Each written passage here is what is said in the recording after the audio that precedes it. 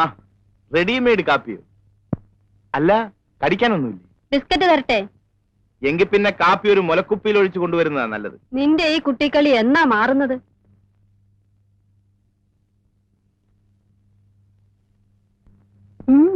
സാറേ, സ്വല്പം അടിക്കുന്നോ? വേണ്ട. എങ്കിൽ വലിയ സാറ് കഴിക്ക്. വേണ്ട.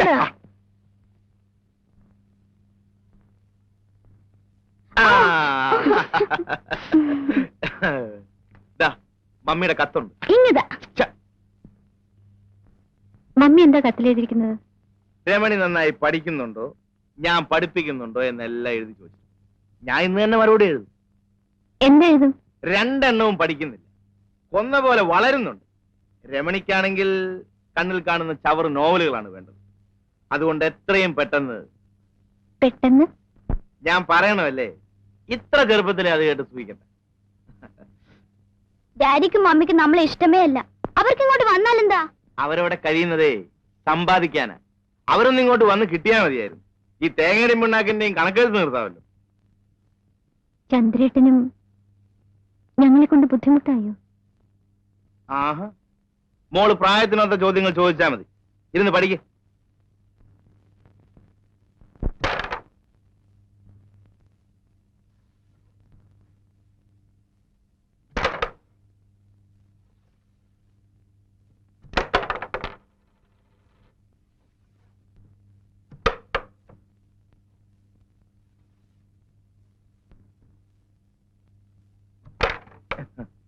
രണ്ട് ബോർഡ് ആരാ ജയിച്ചത്?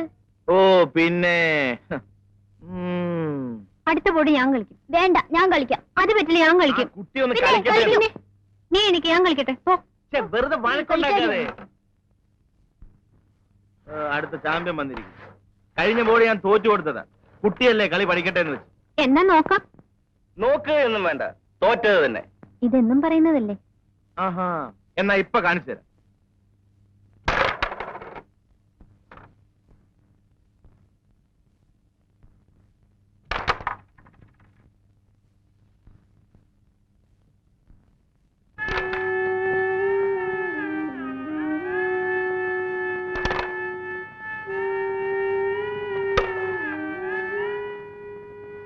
Come on, hurry up.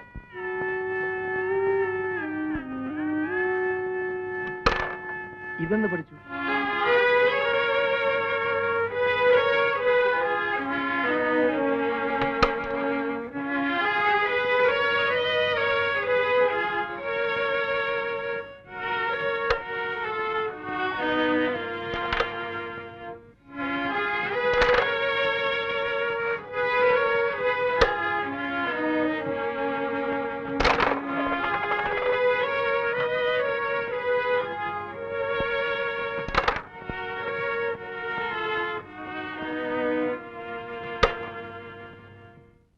ഇപ്പൊ ആരാ ജയിച്ചത്?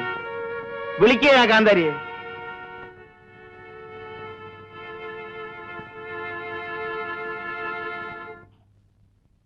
എന്തിനാ എന്റെ കുട്ടി ഈ മഴയത്ത് നനയാൻ പോയത്? പോയി ഈറം മാറൂ. അക്കാലത്തവൾ വരച്ച മറ്റൊരു ചിത്രമായിരുന്നു ഋതുമതിയായ പെൺകുട്ടി. ഒരു പുൽപ്പായിൽ ഒരു പെൺകുട്ടി ഇരിക്കും. പാതിയടഞ്ഞ കണ്ണുകളിൽ നിഷ്കളങ്കതയ്ക്കായിരുന്നു ഊന്നൽ. പക്ഷെ ചുണ്ടുകളുടെ കോണിൽ പതിയിരിക്കുന്ന നാണത്തിൽ പൊതിഞ്ഞ ചിരിയിൽ ഞാനും ഒരു പെണ്ണായി എന്ന ഭാവം. കറുത്ത കരയുള്ള മുണ്ടും കറുത്ത പുള്ളികളുള്ള ഇറക്കം കുറഞ്ഞ ജാക്കറ്റും, മാറിൽ കൂമ്പുന്ന യുവത്വം, കവിളുകളുടെ അന്ത്യത്തുടുപ്പിൽ നേർത്ത വിളർച്ച വ്യക്തമാക്കിയിരിക്കുന്നു. അവൾ ഉറക്കമായെന്ന് തോന്നുന്നു. കഴിഞ്ഞ അരമണിക്കൂറായി ഒന്ന് തിരിയാൻ പോലും കഴിയാതെ ഇവിടെ ഇരിക്കുന്ന എനിക്ക് ഇപ്പൊ രക്ഷപ്പെടാൻ തോന്നുന്നു. ഒച്ചയുണ്ടാക്കാതെ പുറത്തിറങ്ങുകയാണ് വേണ്ടത്.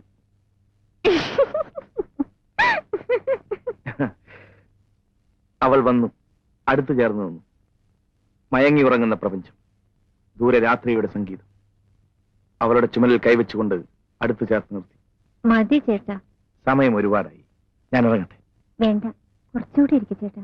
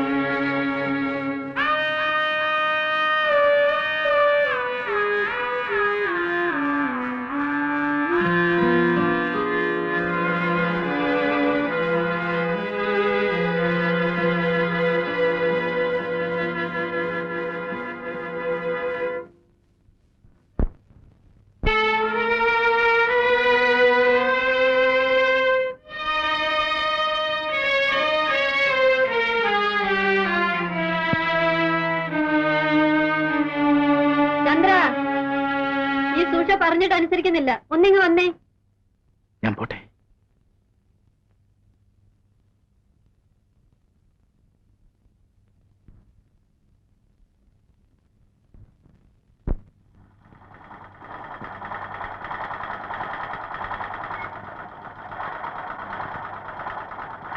നീ പോയി വല്ലതും പഠിക്കരമണി. ചന്ദ്രേട്ടൻ എങ്ങനെയാ വീട്ടിലൊറ്റയ്ക്ക് കഴിയുന്നത്?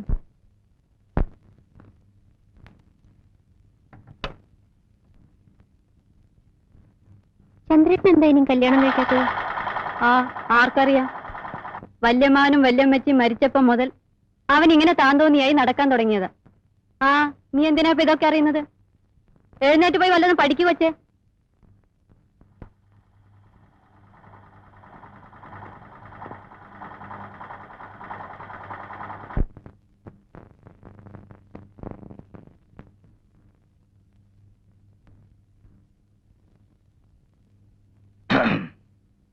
ചേട്ടനൊന്ന് ഓഫീസിൽ പോയില്ലേ? എന്നും ഓഫീസിൽ പോയിട്ട് എന്താ ഒരു സുഖം? അല്ല, അപ്പച്ചേ പോരും. വൈകുന്നേരം ആവുന്നാ പറഞ്ഞത്.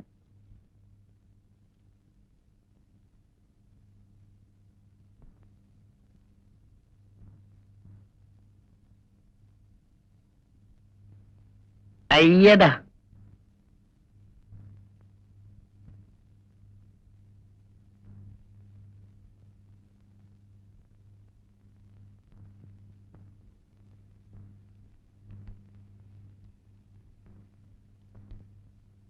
delta d1 delta d1 by d2 plus delta d3 by d4 is equal to del.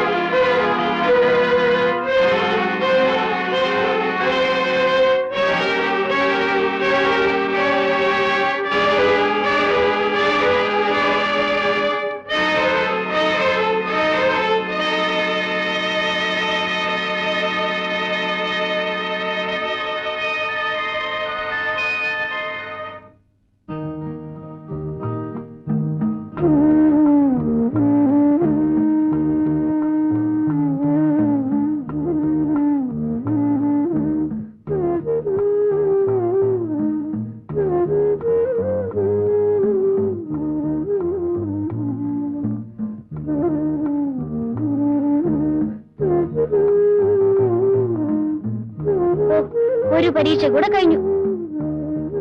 പഠിപ്പിക്കാത്ത ലെസണിലെ questions ഉണ്ടായിരുന്നു ചേച്ചി. ഞാൻ അതിനും ആൻസർ എഴുതി.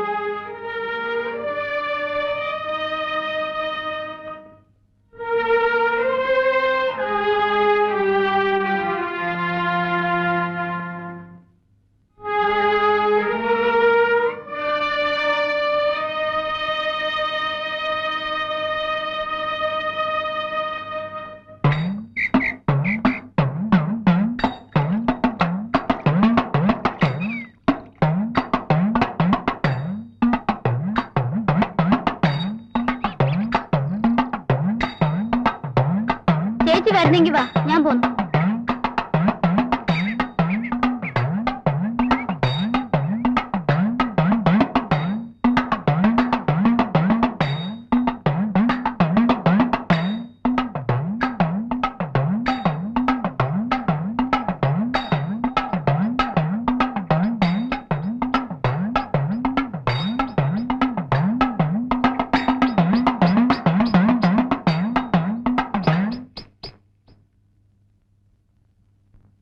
രമണി,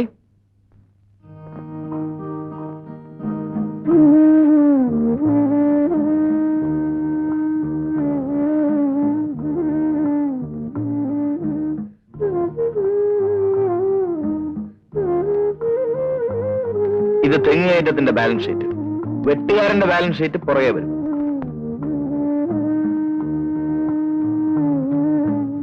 സാറിന് എന്ത് പറ്റി? ഇന്നലെ മിന്നൊന്നും ചേട്ടൻ എന്താ വരാഞ്ഞേ? ഞാൻ ഓഫീസിൽ ഫോൺ ചെയ്തിരുന്നു. കോളേജിൽ പോകുന്നത് പഠിക്കാനാണോ ഫോൺ ചെയ്യാനാണോ? ഞാൻ ചേട്ടനെയല്ലേ വിളിച്ചത്? എന്നും വിളിക്കും, എപ്പോഴും വിളിക്കും.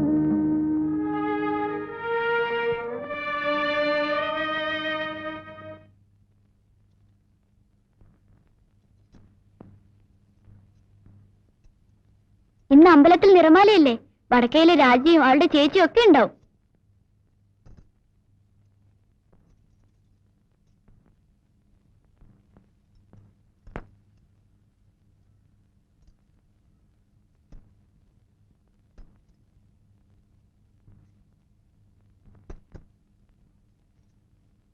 എന്തിനാ ചേച്ചി സാരി ഇങ്ങനെ താഴ്ത്തുന്നത്? ഓടിയിടുന്നു.